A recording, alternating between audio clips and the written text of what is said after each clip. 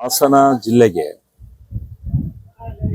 ಒಬ್ಬರೇ ಶಾಸಕರು ಇರೋದ್ರಿಂದ ಮುಂದಿನ ರಾಜಕೀಯದ ಭವಿಷ್ಯ ದೃಷ್ಟಿಯಿಂದ ಪಕ್ಷ ಸಂಘಟನೆ ದೃಷ್ಟಿಯಿಂದ ನಮಗೆ ಕೊಡಬೇಕು ಅಂತಕ್ಕಂಥ ನಿರ್ಧಾರನ ಸಿದ್ದರಾಮಣ್ಣವರು, ಇವತ್ತಿನ ಮುಖ್ಯಮಂತ್ರಿಗಳಾದಂಥ ಡಿ ಕೆ ಶಿವಕುಮಾರ್ ಅವರು, ಪಕ್ಷದ ವರಿಷ್ಠರು ಎಲ್ಲ ತೀರ್ಮಾನ ಮಾಡಿದ್ದಾರೆ, ಸಿಗುತ್ತೆ ಅನ್ನೋ ಭರವಸೆನ ಹೇಳ್ತಾ ಇದ್ದಾರೆ. ನಾನು ಕಾಯ್ತಾ ಇದ್ದೀನಿ. ಬಹುಶಃ ಹೈಕಮಾಂಡ್ ಏನು ತೀರ್ಮಾನ ತಗೋತಿದ್ದು ಅದಕ್ಕೆ ಬದ್ಧರಾಗಿರುತ್ತೆ. ನಿಮ್ಮನ್ನ ಒಂದು ಮೀಟಿಂಗ್ ಕರೆದಿದ್ರು ಸಿಎಂ ಆದ ನಂತರದಲ್ಲಿ, ನೀವೆಲ್ಲ ಒಂದಷ್ಟು ಜನ ಸೇರ್ಕೊಂಡಿದ್ರಿ, ಮಾತುಕತೆ ಆಯ್ತು. ಈ ರೀತಿ ಯಾವ ರೀತಿ ಬೆಳವಣಿಗೆ? ಯಾರನ್ನು ಮೀಟಿಂಗ್ ಯಾರನ್ನು ಕರೆದಿಲ್ಲ. ವಿನಯ್ ಕಾರ್ತಿಕ್ ಅನ್ನೋರು ಗೆದ್ದಿದ್ದಕ್ಕೆ ಊಟ ಹಾಕಿದ್ರು ಅಷ್ಟೇ. ಅಲ್ಲಿ ಯಾವುದು ಚರ್ಚೆ ಆಗಲಿಲ್ಲ ಇದ್ರ ಬಗ್ಗೆ ಎಲ್ಲ. ಅದೇನಿದ್ರು ಹೈಕಮಾಂಡ್ ಅಂಗಳದಲ್ಲಿದೆ ಸರ್.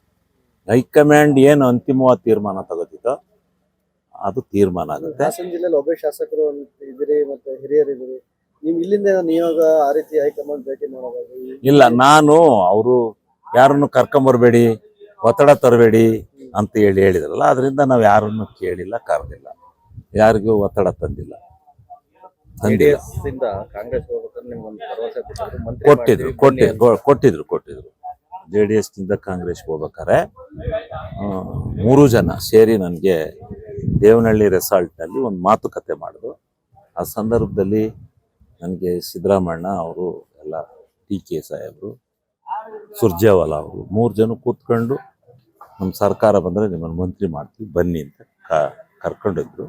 ಅದೇ ವಿಶ್ವಾಸ ನಡೆಸ್ಕೊಳ್ತಾರೆ. ಇದರಿಂದ ಅದೇ ವಿಶ್ವಾಸದಲ್ಲಿ ನಡ್ಕೊಂಡಿದ್ದಾರೆ, ಮುಂದೆ ನಡ್ಕೋತಾರೆ ಅಂತ ಭಾವನೆ ಇದೆ, ವಿಶ್ವಾಸವಂತೂ ಇದೆ. ರಾಜಕೀಯ ದೃಷ್ಟಿಯಿಂದಲೂ ಆಗಲೇಬೇಕಲ್ಲ, ಹಾಸನದಲ್ಲಿ ಪಾರ್ಟಿ ಸಂಘಟನೆ ಆಗಬೇಕಲ್ಲ. ಹಾಸನ ಜಿಲ್ಲೆಗೆ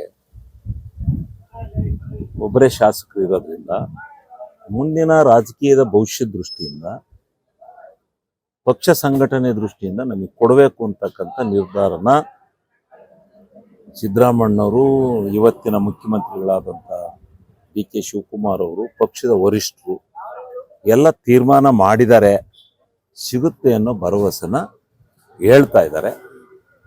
ನಾನು ಕಾಯ್ತಾ ಇದ್ದೀನಿ. ಬಹುಶಃ ಹೈಕಮಾಂಡ್ ಏನು ತೀರ್ಮಾನ ತಗೋತಿದ್ದು ಅದಕ್ಕೆ ಬದ್ಧರಾಗಿರುತ್ತೆ. ನಿಮ್ಮನ್ನ ಒಂದು ಮೀಟಿಂಗ್ ಕರೆದಿದ್ರು ಸಿಎಂ ಆದ ನಂತರದಲ್ಲಿ, ನೀವೆಲ್ಲ ಒಂದಷ್ಟು ಜನ ಸೇರ್ಕೊಂಡಿದ್ರಿ, ಮಾತುಕತೆ ಆಯ್ತು. ಈ ರೀತಿ ಯಾವ ರೀತಿ ಬೆಳವಣಿಗೆ? ಯಾರನ್ನು ಮೀಟಿಂಗ್ ಯಾರನ್ನು ಕರೆದಿಲ್ಲ. ವಿನಯ್ ಕಾರ್ತಿಕ್ ಅನ್ನೋರು ಗೆದ್ದಿದ್ದಕ್ಕೆ ಊಟ ಹಾಕಿದ್ರು ಅಷ್ಟೇ. ಅಲ್ಲಿ ಯಾವುದು ಚರ್ಚೆ ಆಗಲಿಲ್ಲ ಇದ್ರ ಬಗ್ಗೆ ಎಲ್ಲ. ಅದೇನಿದ್ರು ಹೈಕಮಾಂಡ್ ಅಂಗಳದಲ್ಲಿದೆ ಸರ್. ಹೈಕಮಾಂಡ್ ಏನು ಅಂತಿಮವಾದ ತೀರ್ಮಾನ ತಗೋತಿದ್ದೋ ಅದು ತೀರ್ಮಾನ ಆಗುತ್ತೆ. ಹಾಸನ ಜಿಲ್ಲೆಯಲ್ಲಿ ಒಬ್ಬ ಶಾಸಕರು ಇದ್ದೀರಿ, ಮತ್ತೆ ಹಿರಿಯರಿದ್ದೀರಿ. ನೀವು ಇಲ್ಲಿಂದ ನಿಯೋಗ ಆ ರೀತಿ ಹೈಕಮಾಂಡ್ ಭೇಟಿ ಮಾಡೋದು? ಇಲ್ಲ, ನಾನು ಅವರು ಯಾರನ್ನು ಕರ್ಕೊಂಬರ್ಬೇಡಿ, ಒತ್ತಡ ತರಬೇಡಿ ಅಂತ ಹೇಳಿದ್ರಲ್ಲ, ಅದರಿಂದ ನಾವು ಯಾರನ್ನು ಕೇಳಿಲ್ಲ, ಕರೆದಿಲ್ಲ, ಯಾರಿಗೂ ಒತ್ತಡ ತಂದಿಲ್ಲ. ಕೊಟ್ಟಿದ್ರು. JDS ನಿಂದ ಕಾಂಗ್ರೆಸ್ಗೆ ಹೋಗ್ಬೇಕಾರೆ 3 ಜನ ಸೇರಿ ನನಗೆ ದೇವನಹಳ್ಳಿ ರೆಸಾರ್ಟ್ನಲ್ಲಿ ಒಂದು ಮಾತುಕತೆ ಮಾಡಿದ್ರು. ಆ ಸಂದರ್ಭದಲ್ಲಿ ನನಗೆ ಸಿದ್ದರಾಮಣ್ಣ ಅವರು, ಎಲ್ಲ TK ಸಾಹೇಬರು, ಸುರ್ಜೇವಾಲಾ ಅವರು 3 ಜನ ಕೂತ್ಕೊಂಡು ನಮ್ಮ ಸರ್ಕಾರ ಬಂದರೆ ನಿಮ್ಮನ್ನು ಮಂತ್ರಿ ಮಾಡ್ತೀವಿ ಬನ್ನಿ ಅಂತ ಕರ್ಕೊಂಡಿದ್ರು. ಅದೇ ವಿಶ್ವಾಸ ನಡೆಸ್ಕೊಳ್ತಾರೆ. ಇದರಿಂದ ಅದೇ ವಿಶ್ವಾಸದಲ್ಲಿ ನಡ್ಕೊಂಡಿದ್ದಾರೆ, ಮುಂದೆ ನಡ್ಕೋತಾರೆ ಅಂತ ಭಾವನೆ ಇದೆ, ವಿಶ್ವಾಸವಂತೂ ಇದೆ. ರಾಜಕೀಯ ದೃಷ್ಟಿಯಿಂದಲೂ ಆಗಲೇಬೇಕಲ್ಲ, ಹಾಸನದಲ್ಲಿ ಪಾರ್ಟಿ ಸಂಘಟನೆ ಆಗಬೇಕಲ್ಲ. ನಿರ್ಭೀತ, ನಿಷ್ಪಕ್ಷಪಾತ, ವಿಶ್ವಾಸಾರ್ಹ ಸುದ್ದಿಗಳಿಗೆ ಮತ್ತೊಂದು ಹೆಸರಾಗಿರುವಂತ News18 ಕನ್ನಡ ಈಗ ಆಪ್ನಲ್ಲೂ ಲಭ್ಯವಿದೆ. ದಯವಿಟ್ಟು ಇಲ್ಲಿರುವ QR ಕೋಡ್ ಅನ್ನ ಸ್ಕ್ಯಾನ್ ಮಾಡಿಕೊಂಡು ಆಪ್ ಅನ್ನ ಡೌನ್ಲೋಡ್ ಮಾಡೋದಕ್ಕೆ ಮರಿಬೇಡಿ. ನಿಮ್ಮ ಬೆಂಬಲ ಹೀಗೆ ಸದಾ ನಮ್ಮೊಂದಿಗಿರಲಿ. ಧನ್ಯವಾದ.